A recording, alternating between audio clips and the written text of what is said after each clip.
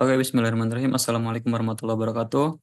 Di sini kami akan menjelaskan tentang tugas besar kami untuk mata kuliah PGTIK dengan judul Analisis Pola Olahraga Anggota Gym, Wawasan untuk Meningkatkan Layanan Gym. Oke, next slide. Untuk anggota kelompok berjumlah 2 orang, pertama Fauzan Raffi dan yang kedua Taufikur Rahman.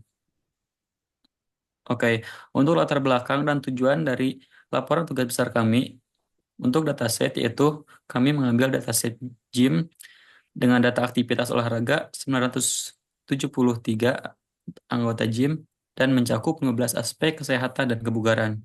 Dan untuk latar belakangnya yaitu dalam era modern seperti kali ini, kebugaran fisik menjadi prioritas banyak orang dan gym menjadi salah satu tempat populer untuk menjaga kesehatan melalui berbagai jenis latihan. Dan melalui eksplorasi data ini, kami ingin memahami kebiasaan latihan anggota gym berdasarkan pola latihan mereka. Dan untuk tujuan laporannya itu pertama ada memahami pola latihan member gym, yang kedua mengidentifikasi faktor seperti usia, jenis kelamin, dan jenis latihan, dan yang terakhir tujuannya yaitu memberikan insight untuk pengelolaan gym. Oke, untuk langkah pertama yaitu kita akan melakukan EDA atau exploratory data analysis.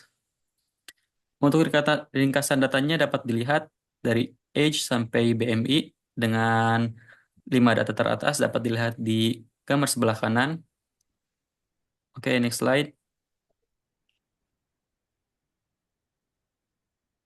Untuk statistik deskriptif dari data kami, yaitu kami menampilkan hasil statistik deskriptif dari dataset gym members exercise tracing.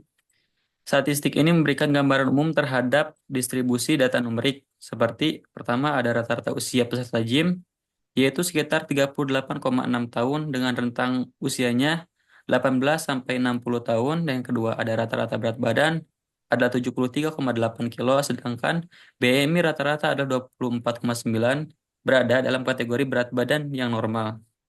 Dan kalori terbakar per sesi memiliki rata-rata sebesar 905 kalori dengan variasi yang cukup besar, yaitu sampai 27,2 STD. Workout frekuensi atau frekuensi latihan per minggu berkisar dari 1 sampai 5 hari per minggu dengan rata-rata 3,32 hari per minggu. Dan fat percentage, presentasi lemak tubuh dengan rata-rata 24,9 menunjukkan variasi kebugaran di antara member. Jadi, statistik deskriptif ini memberikan gambaran umum tentang data yang akan kita olah. Oke, next slide. Untuk penanganan missing value, dapat kita lihat di gambar samping. Visualisasi ini di samping menunjukkan jumlah missing value di setiap kolom dataset berdasarkan grafik batang. Terlihat bahwa semua kolom memiliki data lengkap sebanyak 973 tanpa ada data yang hilang. Hal ini menunjukkan kualitas dataset yang sangat baik untuk analisis yang lebih lanjut. Dan untuk penanganan outlier, pada grafik sebelah kiri terlihat beberapa outlier positif atau titik-titik di atas pada kalori yang terbakar. Ini bisa disebabkan oleh sesi latihan yang sangat intensif.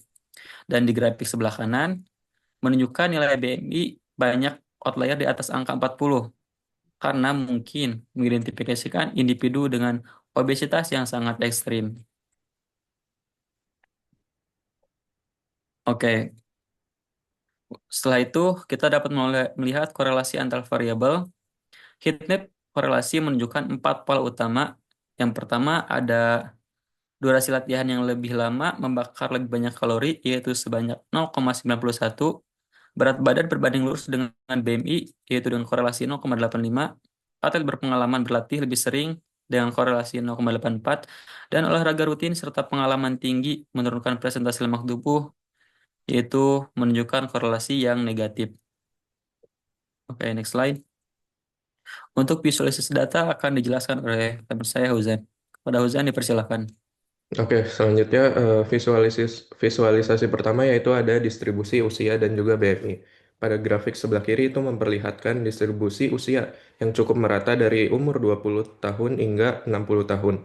Namun dengan jumlah terbanyak itu berada di kelompok sekitar usia 18 sampai 20 tahun.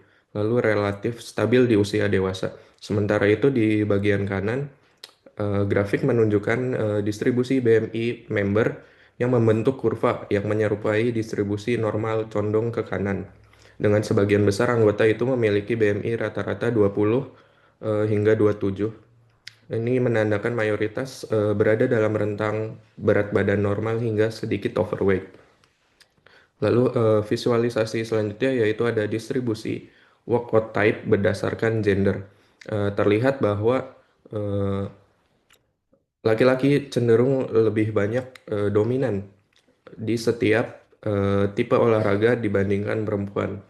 Seperti di yoga, laki-laki dominan lebih banyak, cukup signifikan perbedaannya, namun untuk tiga lainnya itu hanya sedikit perbedaannya. Oke, selanjutnya yaitu ada hubungan persentase lemak dan juga BMI.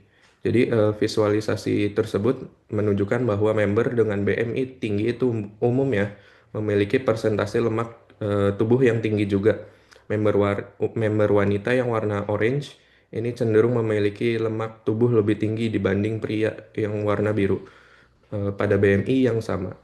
Insight ini itu membantu gym untuk merancang program fitness yang disesuaikan berdasarkan gender dan juga kondisi masing-masing tubuh member untuk hasil yang lebih optimal. Oke, selanjutnya ada rata-rata calories burn per level berdasarkan pengalaman.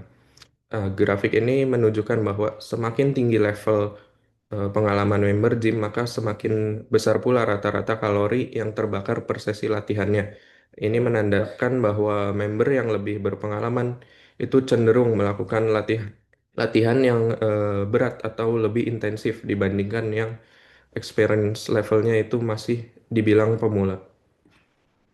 Oke, selanjutnya ada pie chart yang memvisualisasikan komposisi gender berdasarkan persentase.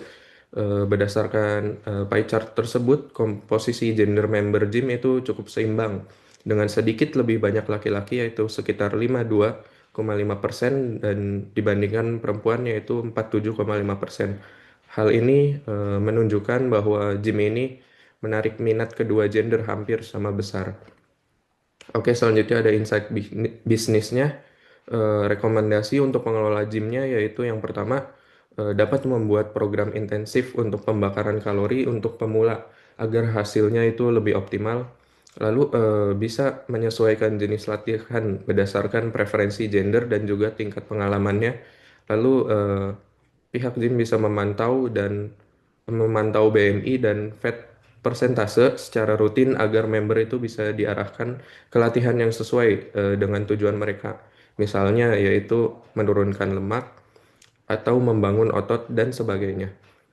Lalu pengelola gym juga dapat mempertimbangkan promosi khusus untuk rentang usia 20 sampai 30 tahun karena rentang usia tersebut jumlah membernya itu lumayan tinggi dan juga sangat potensial.